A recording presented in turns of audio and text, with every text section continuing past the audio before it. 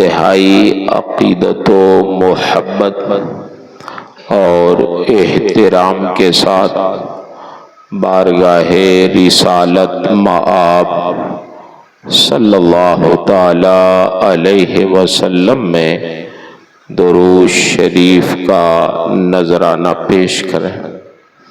اللہم صلی علی سیدنا و مولانا محمد معدن الجود والکرم وآلہ وبارک وسلم صلاۃ و سلام علیک یا رسول اللہ۔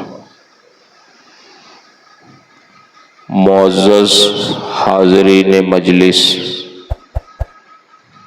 یہ ہماری اور آپ تمام حضرات کی سعادت مندی اور خوش نصیبی ہے کہ ہم اور آپ اس وقت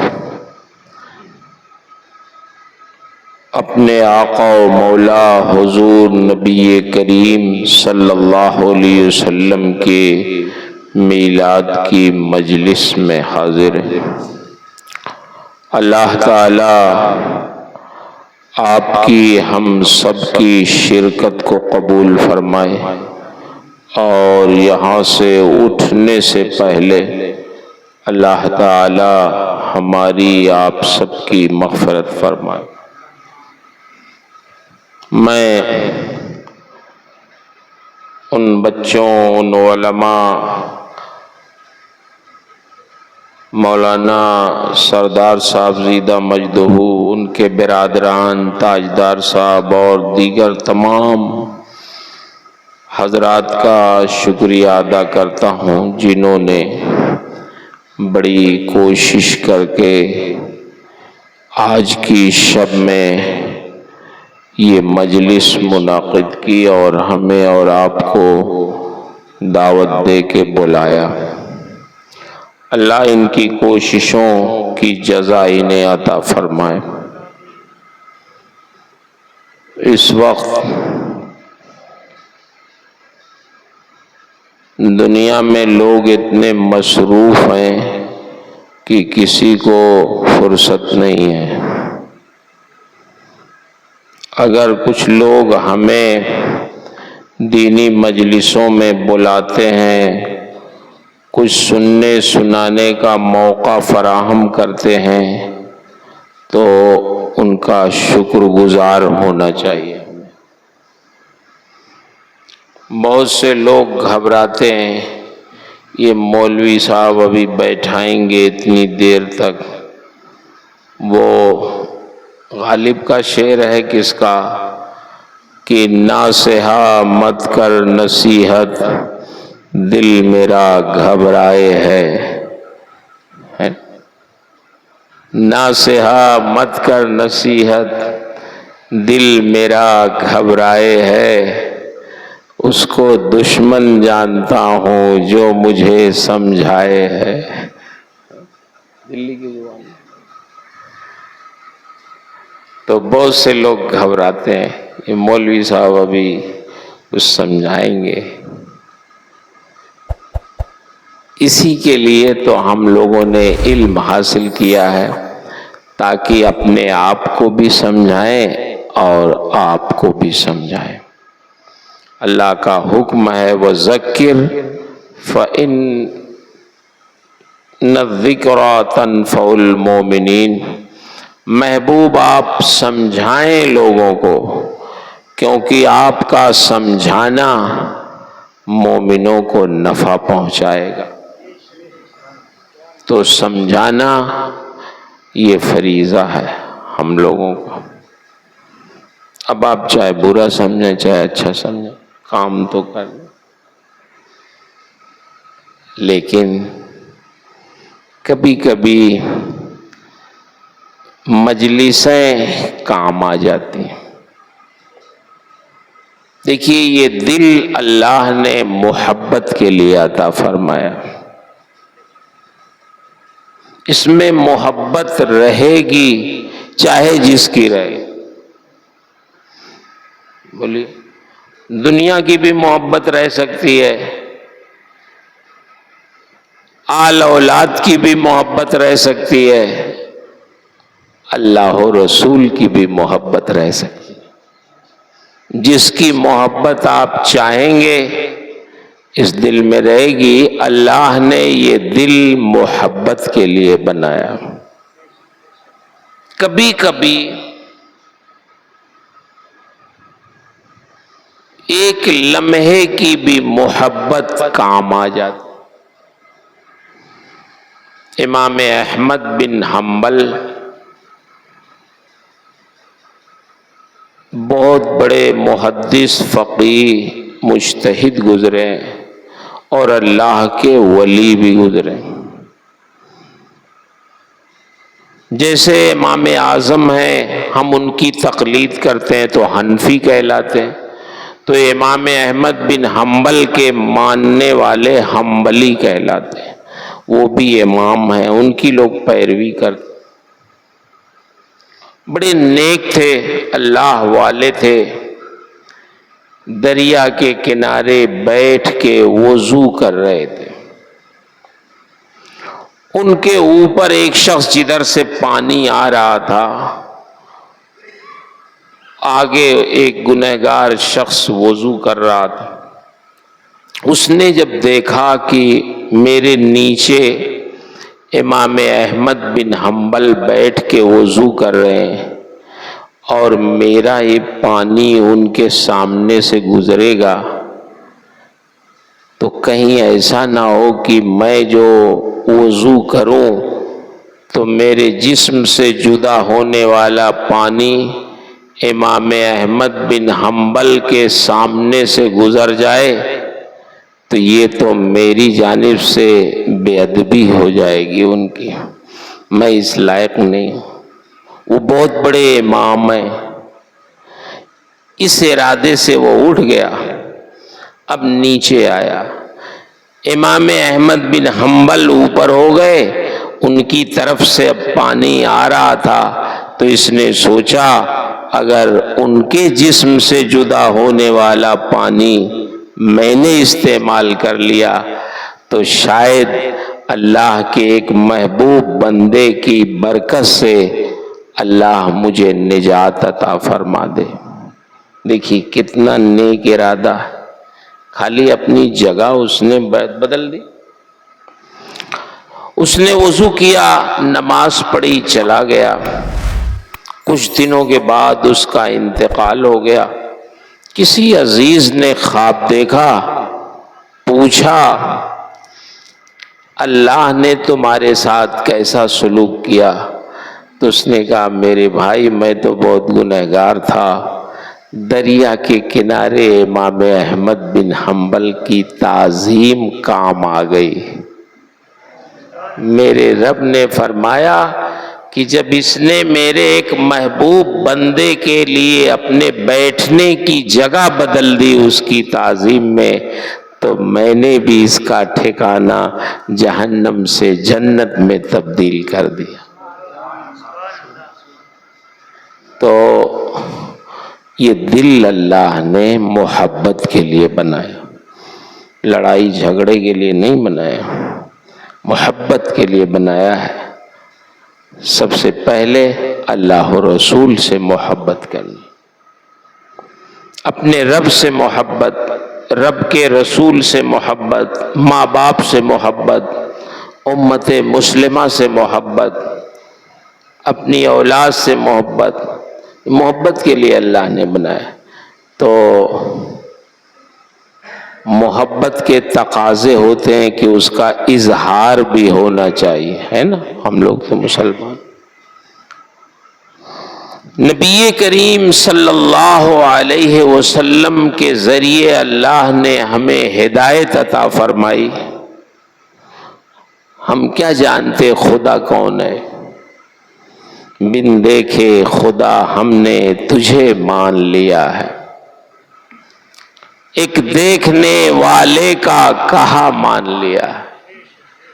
اللہ کے رسول نے جیسا ہمیں بتا دیا کہ وہ ایک ہے، موجود ہے، واجب ہے، قدیم ہے، ازلی ہے، ابدی ہے، ہر شے پہ قادر ہے، تو ہم نے اسے مان لیا۔ اللہ نے فرمایا، اللہ کے رسول نے فرمایا جنت حق ہے، جہنم حق ہے، پل صراط سے گزرنا ہے، ہم نے مان لیا۔ اللہ کے رسول نے فرمایا میزان حق ہے، ترازو حق ہے، اس پہ نیکیاں برائیاں تولی جائیں گی، ہم نے مان لیا۔ تو آخرت کی ساری چیزیں کس کے کہنے پہ ہم نے مانی؟ اللہ کے رسول کے کہنے پہ مانی۔ تو آج جو ہمیں یقین کی دولت ملی ہے، ایمان ملا ہے، یہ صدقہ ہے نبی کریم صلی اللہ علیہ وسلم کی تشریف آوری کا۔ آپ کی آمد کے لیے بڑے بڑے جلیل القدر انبیاء دعا کرتے۔ مولانا صاحب ہمارے، اللہ ان کے علم میں فضل میں برکتیں عطا فرمائے، فاضل جلیل، ادیب شہیر، عالم ربانی حضرت علامہ مولانا حبیب اللہ صاحب مصباحی ازہری آپ کو کتنی پیاری پیاری باتیں سنا رہے تھے قرآن کی حدیث کی روشنی میں۔ میں تو اتنا بیان بھی نہیں کر پاؤں گا، اللہ نے ان کو علم بہت عطا فرمایا۔ حضرت ابراہیم علیہ السلام نے دعا کیا، کب دعا کیا؟ جب خانہ کعبہ بنایا انہوں نے، تو پہلے تو مکہ میں آبادی نہیں تھی، انہی کی برکت سے آبادی ہوئی۔ جب خانہ کعبہ بنایا تو دعا کیا، ایک دعا تو یہ کیا، ربنا تقبل منا انک انت السمیع العلیم، اے اللہ میرا کام بنانا تھا، وہ تو میں نے پتھر لا کے جوڑ کے تیرا گھر بنا دیا، لیکن قبول کرنا تیرا کام ہے۔ بنانا میرا کام تھا صرف، لیکن قبول کرنا تیرا کام ہے۔ اگر تو قبول نہیں کرے گا تو اس کی حیثیت صرف پتھروں کے ایک گھر کی ہوگی، اور قبول کر لے گا تو بیت اللہ ہو جائے، اللہ کا گھر ہو جائے گا۔ اللہ نے ارشاد فرمایا میرے بندے میرے پیغمبر ابراہیم قبول کرنا تھا، اسی لیے تو تمہیں بنانے کا حکم دیا تھا۔ حضرت ابراہیم علیہ السلام نے کچھ اور دعائیں اپنے آل و اولاد کے لیے کی، پھر یہ دعا کی، اے اللہ ربنا وابعث فیہم رسولا منہم یتلو علیہم آیاتک، اے اللہ ہمارے خاندان میں ایک رسول بھیج دے، جو رسول تیری آیتوں کی تلاوت کریں، قرآن آ کے پڑھیں سنائیں سب کو۔ یعلمہم الکتاب والحکمہ، وہ رسول آئیں تو اپنی امت کو کتاب الہی سکھائیں اور حکمت و دانائی مسائل شریعت سکھائیں۔ وَيُزَكِّيهِمْ، ان کو پاکیزہ کریں، ستھرا کریں۔ اسی مقصد کے لیے ہمارے سرکار تشریف لائے، علم بانٹنے کے لیے، حکمت بانٹنے کے لیے، ہمیں اور آپ کو پاکیزہ کرنے کے لیے۔ آج دنیا میں جو علم و حکمت نظر آ رہا، دانائی کی باتیں نظر آ رہی، ہم آپ کو کچھ سنا رہے ہیں، یہ قرآن، یہ حدیث، یہ فقہ، یہ سب کس کا صدقہ ہے؟ ہمارے نبی کی آمد کا صدقہ، سرکار کی تشریف آوری کا صدقہ۔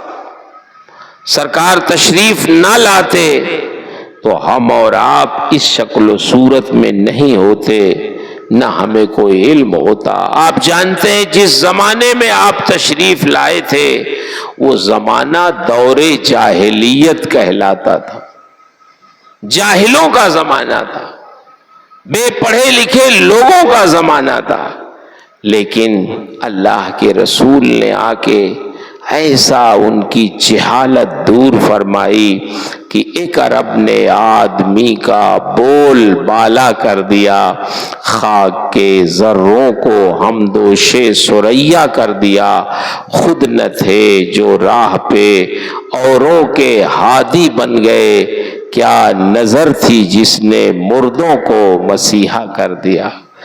زمین کی پستیوں سے اٹھا کے اللہ کے رسول نے اتنی بلندیوں پہ پہنچا دیا کہ جو ایمان لانے سے پہلے اس قابل نہیں تھے کہ وہ راستہ چل سکیں، اب سرکار کے دامن سے وابستہ ہو گئے تو وہی پوری امت کے ہادی اور رہنما بن گئے۔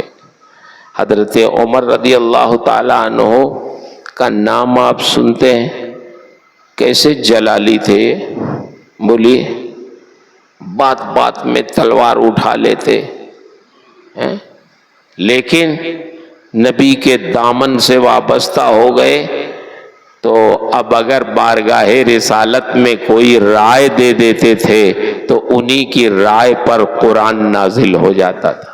بولیے، یہ شان ہو گئی۔ جس راستے سے وہ چلتے تھے، شیطان اگر اس راستے پہ آ رہا ہو تو اپنا راستہ بدل دیتا تھا۔ حضرت عمر رضی اللہ تعالیٰ عنہ جیسے کتنے صحابہ سرکار کی برکت سے ایسے فضیلت والے ہو گئے کہ قیامت تک کے مسلمانوں کے ہادی اور رہنما بن گئے۔ تو آج یہ جو کچھ بھی بہار ہے یہ ہمارے سرکار کی تشریف آوری کی برکت سے، اس لیے ہم مسلمان ہیں تو اپنے نبی کا احسان سمجھنا چاہیے اور زندہ دلی کے ساتھ رہیے۔ معلوم ہو کہ آپ نبی کریم صلی اللہ علیہ وسلم کے امتی ہیں، آپ ان سے محبت رکھتے ہیں۔ سرکار نے ارشاد فرمایا، لا یؤمن احدکم حتی اکون احب الیہ من والدہ وولدہ والناس اجمعین۔ تم میں کا کوئی بھی اس وقت تک مومن کامل نہیں ہو سکتا، مومن نہیں ہو سکتا جب تک اپنے نبی سے، اپنی آل و اولاد، ماں باپ سب سے زیادہ محبت نہ کرے۔ تو محبت کا حکم ہمیں دیا گیا، اس محبت کا اظہار انہی چیزوں سے ہوتا ہے کہ آپ ان کی شریعت پہ عمل کریں، ان کی عقیدتوں کا اظہار کریں۔ ہماری شکل سے معلوم ہو کہ ہم نبی کریم صلی اللہ علیہ وسلم سے محبت کرتے ہیں، ہماری وضاقتہ سے معلوم ہو کہ ہم اپنے نبی سے محبت کرتے ہیں۔ بہت سارے صحابہ کرام جب ان کو معلوم ہو گیا کہ سرکار فلاں فلاں چیزیں کھانے میں پسند کرتے تھے تو وہ چیزیں وہ اس لیے کھاتے تھے کہ یہ ہمارے نبی کو پسند تھی۔ تو صحابہ اس کا بڑا لحاظ رکھتے تھے۔ تقریباً 1500 سال ہو گئے نبی کریم صلی اللہ علیہ وسلم کو پیدا ہوئے، تو امسال لوگوں نے کوشش کی ہے کہ 150 سالہ جشن منائیں اپنے نبی کا۔ آپ دیکھتے ہیں ہندوستان آزاد ہوا تو آزادی کا جشن 15 اگست کو منایا جاتا ہے، نہیں منایا جاتا۔ کوئی کہے میں نہیں مناؤں گا تو وہ مخالف مانا جاتا ہے، ہاں اس کے اوپر مقدمہ کر دیں گے، ہاں یہ ہوتا تو مجرم مانا جاتا۔ پوری دنیا آزاد ہوئی، نبی کریم صلی اللہ علیہ وسلم کی تشریف آوری سے آزادیاں کیسے ملی؟ آپ مکہ شریف جائیں گے تو آج بھی وہ جگہ موجود ہے جہاں عرب کے کچھ لوگ اپنی بیٹیوں کو زندہ دفن کر دیتے تھے، زندہ دفن کر دیتے تھے۔ آپ مجھے بتائیں، اللہ کے رسول نے سب سے پہلے بیٹیوں کی حمایت میں نعرہ بلند کیا۔ آج لوگ بڑے مخلص ہو گئے بیٹیوں کے، بیٹی پڑھاؤ، بیٹی بچاؤ۔ یہ آج آپ کو خیال آیا؟ ہمارے پیغمبر نے 1500 سال پہلے نعرہ لگایا تھا کہ فاطمہ میری بیٹی ہے، میرے جگر کا ٹکڑا ہے۔ جس خوش نصیب کے پاس 2 بیٹیاں ہوں یا 3 بیٹیاں ہوں اور ان کی اچھی پرورش وہ کرے، اور جب بڑی ہو جائیں، بالغ ہو جائیں تو ان کی شادی کر دے، تو اللہ کے رسول نے ارشاد فرمایا کہ وہ ماں باپ جنت میں اس طرح میرے ساتھ ہوں گے جیسے یہ میری دونوں انگلیاں ساتھ ہیں۔ اللہ کے رسول نے بیٹیوں کی پرورش کرنے والے ماں باپ کو صرف جنت کی خوشخبری ہی نہیں دی، بلکہ آپ نے اپنی رفاقت کی بھی خوشخبری عطا فرمائی کہ وہ جنت میں میرے ساتھ ہوگا۔ اس کا مطلب یہ ہوا کہ دنیا بیٹیوں کو زندہ دیکھنا نہیں چاہتی تھی سرکار کی تشریف آوری سے پہلے، لیکن اللہ کے رسول نے نہ صرف یہ کہ ان بیٹیوں کو زندہ رہنے کا حق دیا، بلکہ اللہ کے رسول نے ان کے ماں باپ کو پرورش کرنے پر جنتی ہونے کا پروانہ بھی عطا فرمایا۔ یہ کسی اور نے کام نہیں کیا ہے، یہ ہمارے پیغمبر نے کیا۔ میں تو یہ سمجھتا ہوں کہ دنیا میں کوئی بھی قوم ہو، کسی بھی قوم کی بیٹی ہو، صرف مسلمانوں ہی کی بات نہیں ہے، دنیا کی کسی بھی قوم کی بیٹی ہو تو اس کو ہمارے نبی کا احسان ماننا چاہیے کہ ان کو اس زمین پہ باعزت اگر جینے کا حق ملا ہے تو یہ ہمارے پیغمبر کی آمد کا صدقہ ہے، یہ ہمارے نبی کے آنے کا صدقہ۔ اللہ اکبر، یا رسول اللہ۔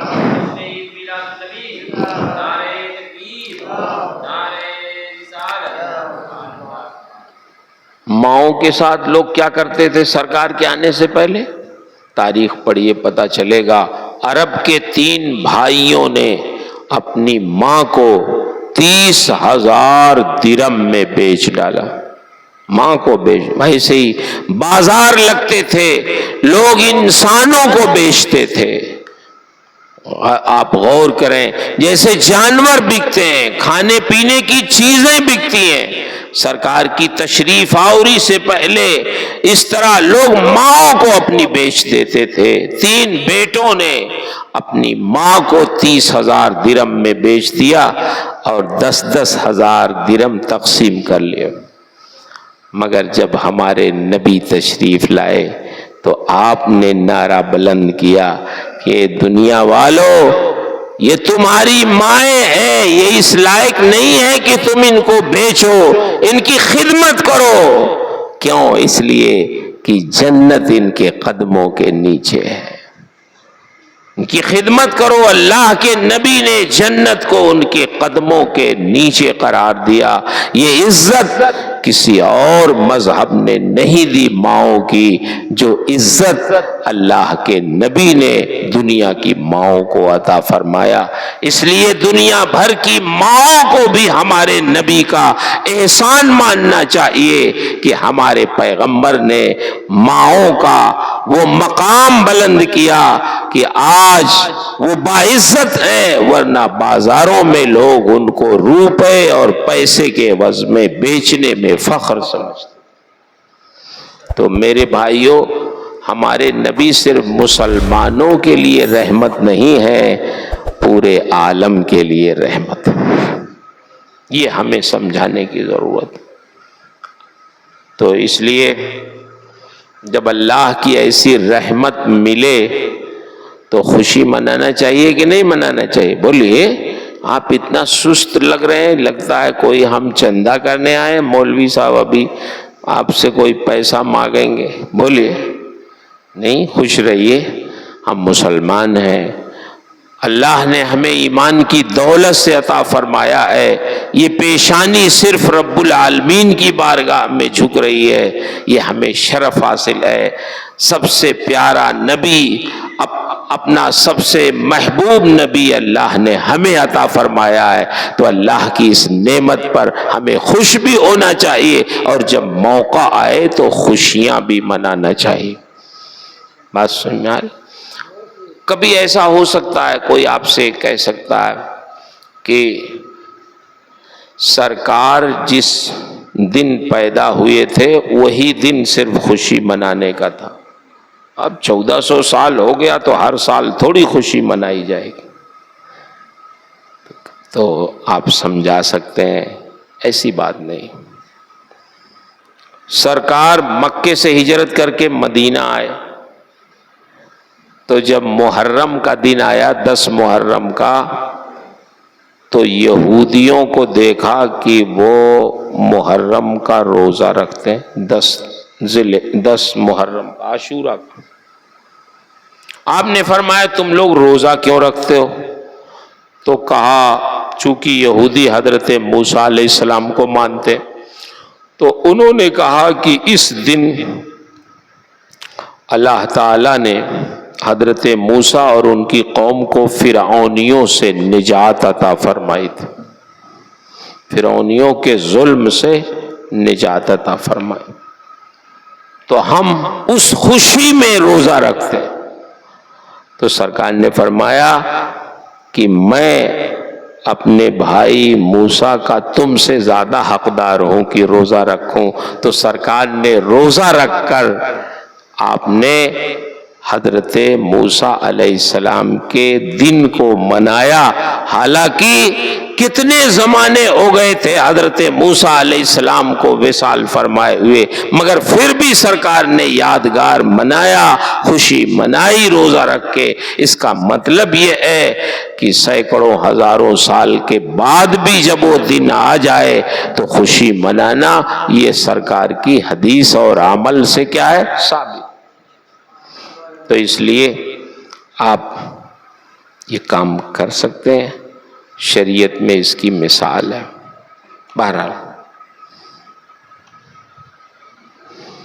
مجھے بہت خوشی ہے کہ بچوں نے اس کا اہتمام کیا۔ آج پہلی ربیع الاول انشاءاللہ شروع ہو جائے گی، کہیں کہیں چاند نظر آیا ہے تو ہمارے مفتیان کرام ان سے بیان لے رہے ہیں، انشاءاللہ اعلان ہو جائے گا۔ تو 12 ربیع الاول شریف انشاءاللہ جمعہ کو پڑے گی نا، تو جمعہ کا دن ویسے بھی عید کا ہے اور عید میلاد النبی بھی ہے، تو اللہ تعالیٰ آپ کو پوری امت کو مبارک فرمائے، اور کچھ خرچ بھی کیا کریں، زبان سے بھی صرف نہیں، جب کوئی دینی کام آ جائے تو خرچ بھی کیا کریں۔ مت سوچئے گا کہ میں آپ کوئی چندے کی ترکیب بنا رہا ہوں، لیکن مسجد بن رہی ہو، مدرسہ بن رہا ہو، کسی غریب کی کوئی ضرورت آپ کو سمجھ میں آئے، پڑوسیوں میں کوئی مسئلہ ہو، رشتہ داروں میں آپ کے کوئی بیمار ہو، ضرورت مند ہو، تو اپنے خزانے سے کچھ نکالیے، اس کی مدد بھی کریے۔ کیوں؟ جو آپ دے دیں گے وہی کام آئے گا، جو چھوڑ کے جائیں گے وہ کام نہیں آئے گا۔ میں نے شاید پہلے بھی آیا تھا تو بتایا تھا آپ سے کہ نہیں بتایا تھا، ایک جگہ ایک بہت بڑے زمیندار صاحب تھے، تو بتایا تھا ان کو دشمنی میں لوگوں نے مار دیا،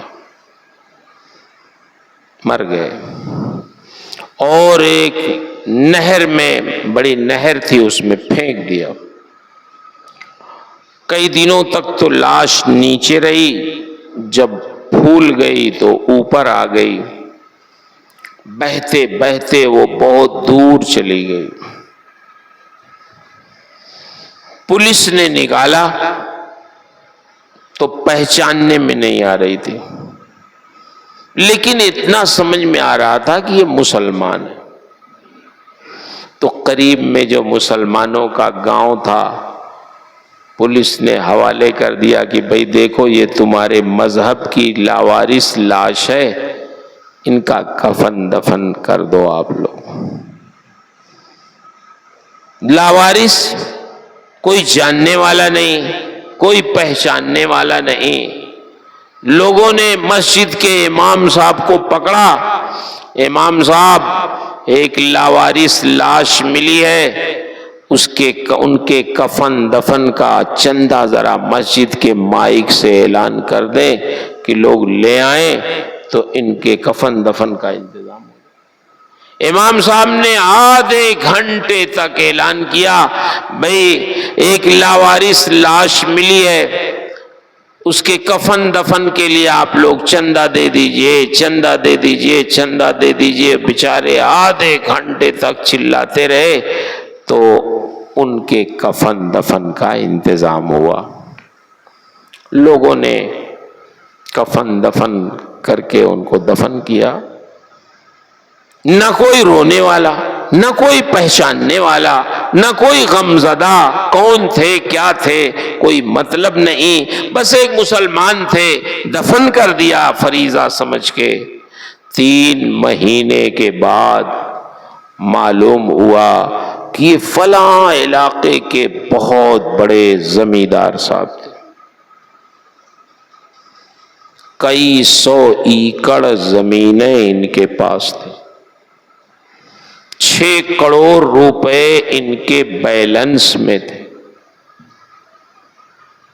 4 लड़के अच्छे खासे तंदुरुस्त जवान थे इनके। आप मुझे बताओ, कभी उन्होंने सोचा होगा कि मेरे 4 तंदुरुस्त लड़के, सैकड़ों एकड़ जमीनें मेरे पास, 6 करोड़ रुपए बैंक बैलेंस, मेरा कफन कभी चंदे से होगा? कभी सोचा भी नहीं होगा। लेकिन ये दुनिया है, बड़े बड़े अमीरों के कफन कभी चंदे से, दौलत काम नहीं आती। इसलिए हमें अपनी दौलत पे, अपनी जायदाद पे, अपने बैंक बैलेंस पे बहुत ज्यादा फूलना नहीं चाहिए, बल्कि जब मौका आए तो गरीबों में, जरूरतमंदों में, अपने रिश्तेदार गरीबों में, मस्जिद की तामीर में, मदरसे की तामीर में, दीन की राह में खर्च करना चाहिए। यही सब चीजें आखिरत में काम आती, जो छोड़ के जाता वो रह जाती। तो अल्लाह ताला आपको तौफीक खैर से नवाजे, हम सबको तौफीक खैर से नवाजे। नमाजों की पाबंदी करें, नमाज न छोड़ें। मस्जिद इतनी आलीशान है, ये नमाज हमारे नबी के आंखों की ठंडक है। हम सरकार को खुश रखना चाहते हैं, उनकी मोहब्बत में सब कुछ करना चाहते हैं, तो नमाज की पाबंदी करें। मैं अपने बच्चों से, नौजवानों से खास कर गुजारिश करता हूं कि आप टाइम से सोएं, टाइम से उठें। आप बहुत देर में सोते हैं, इसीलिए फजर में उठ नहीं पाते हैं।